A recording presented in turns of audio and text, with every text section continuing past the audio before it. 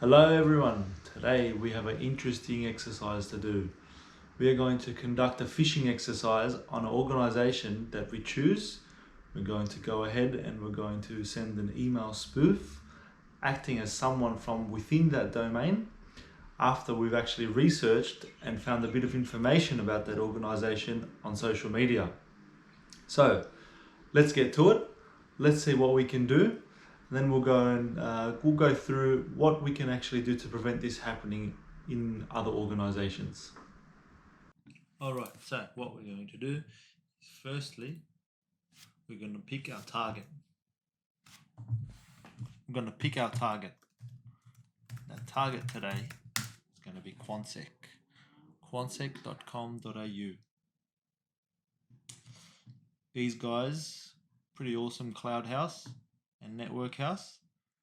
That's beside the point. We can talk about that later. For now, what we're going to do is we've accessed their website and we know that their domain is quantsec.com.au.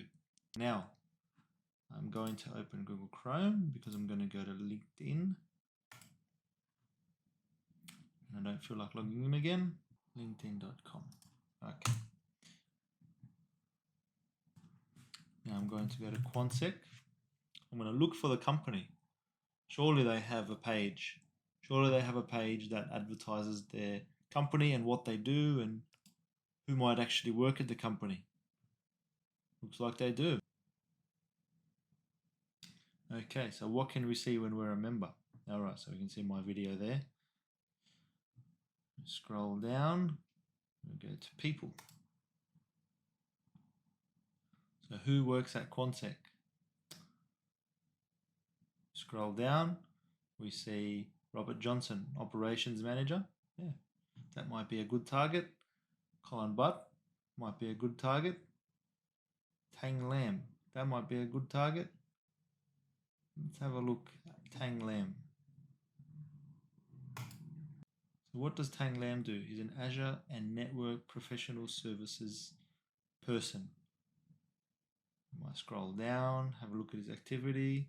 Oh, look at that. Managing Director at Quantsec. That wasn't very hard. So now, if I go back, I know Robert Johnson is the Operations Manager. I know Tang Lam is the Director. I know that there's a bunch of engineers and consultants. I know a fair bit about the company now. So, what have I actually done? So what have I done? I've gone in, I've found an organization, I've checked that their domain is a registered domain, so quantsec.com.au is a registered domain. That means we'll be able to they'll probably have an email provider, we'll probably be able to spoof the domain.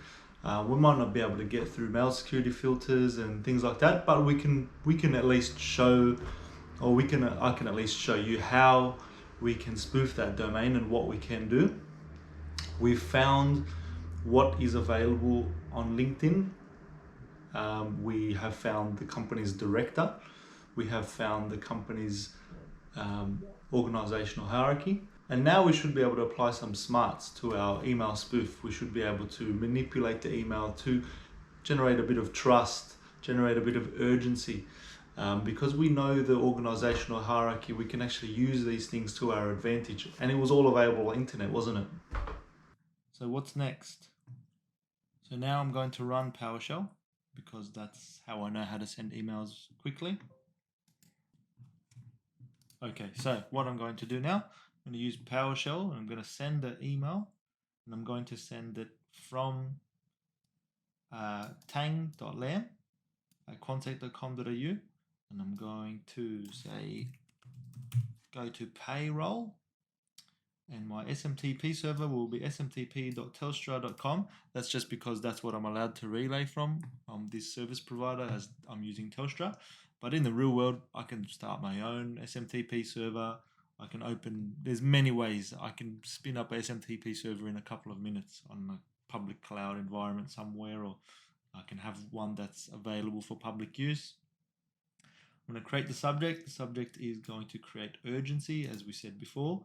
So urgent, update bank details, and my body will say hi payroll, and these are just line breakers.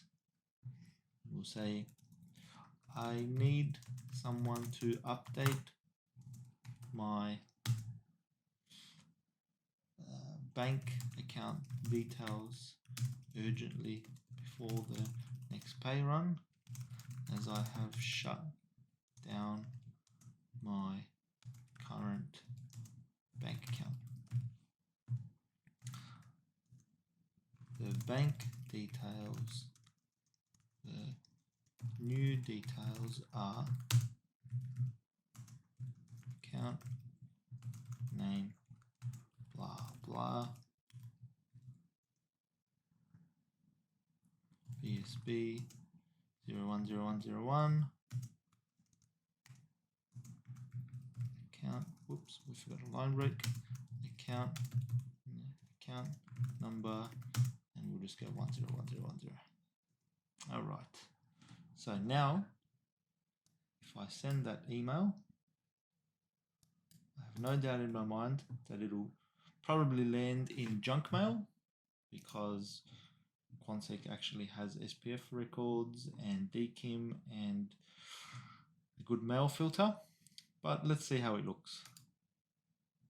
So I realized we don't actually have a payroll at quantsec.com.au, so I couldn't view that for you, but I just changed it to elias.addy, and we can now see that it has probably landed in my junk mail or my normal inbox. Have a look.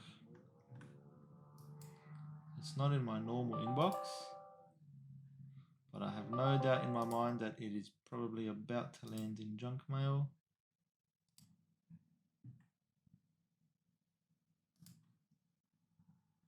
There we are. Oh, look at this email from Tang Lam.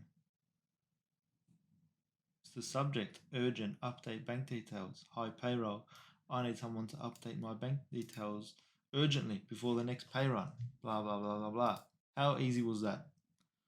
So if I was in an environment now that had no SPF authentication or any SPF configuration set up, maybe no DKIM, maybe an old email provider that hasn't got the latest rules and isn't constantly updating like Exchange Online Protection is, this probably would have landed in my inbox. I probably would have thought nothing of it.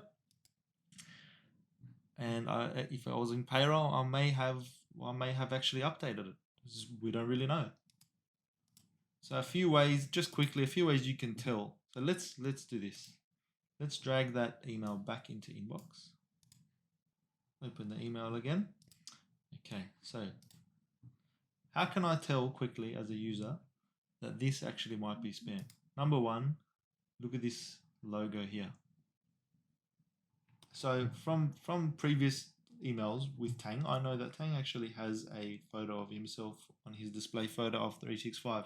This is coming up as an X because, or as a question mark, because it's an unverified sender.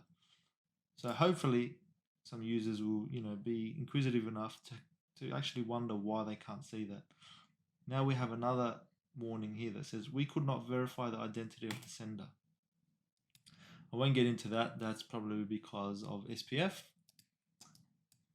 But you can see how easily this would actually cause a big issue. So what did we accomplish? We were able to have a look on LinkedIn very easily. We were able to find the organizational hierarchy. We then spoofed the domain.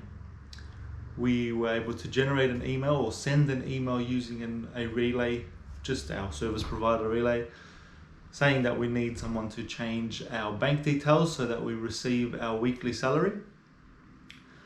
Then from that point, it's all about luck. If you try 100 times to do this to multiple different organizations, the chance of you landing one of those is pretty high. Not all organizations have mail security and have lots of the mail protocols and mail security that sits in front of users' inboxes to prevent these things from happening. So let me tell you some of the things that you can do to actually stop these emails from being spoofed in your organization. Number one in this scenario is SPF. SPF records are they're an open public DNS record, and it allows organizations to authorize who can actually use their domain. We can go into that more if anyone's interested, but it's probably a bit technical. The next one is DKIM, which is similar, but basically what it means, what it does for an organization is it signs outbound emails with a certain signature that allows other organizations that receive those emails to verify they are from who they say they are from. The third one is a bit left field because we didn't quite do any credential spoofing. We didn't actually try and capture anyone's credentials in the spoof that we did. That's just because I don't want to do that on camera. But we could have done it very easily. We could have created a portal. We could have told people to enter their username and password, captured the username and password, and then done whatever we felt like with it. So the third thing is multi-factor authentication. So even if you do get spoofed, even if someone in your organization does put their username and password in and data is about to be exfilled, we can stop that by having multi-factor authentication, because the attacker is going to go in, he's going to try and access that account who they've compromised the details of, going to put in the username and the password, hit login, they're going to be waiting for someone to respond to an MFA request. So that stops them dead in their tracks.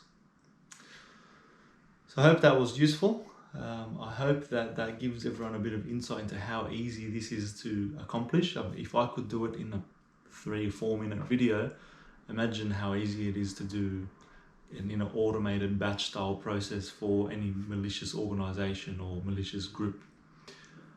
If there's any questions, please let me know. Otherwise, feel free to like, share the video. Thank you.